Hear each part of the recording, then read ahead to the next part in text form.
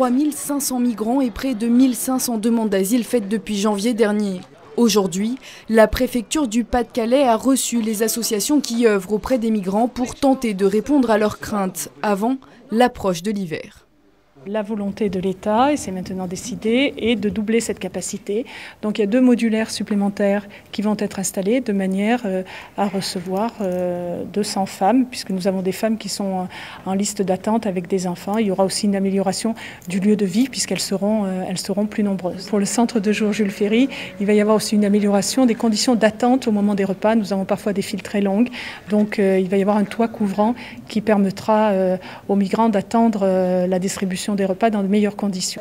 Une mise à l'abri des migrants du camp est sur le point de voir le jour. 2 projets sont à l'étude. Le premier de l'association Vie Active sous tente ou conteneur et le second de la Croix-Rouge dans des préfabriqués. C'est-à-dire un accueil pour 1500 personnes, un périmètre délimité, une permanence 24 heures sur 24 pour accompagner les migrants.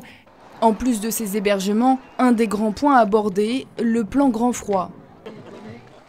Nous déclenchons dans 2 conditions, soit des températures qui deviennent négatives la nuit, inférieures à -5, soit, et c'est une mesure spécifique à la population des migrants et spécifique à Calais, soit par fort vent.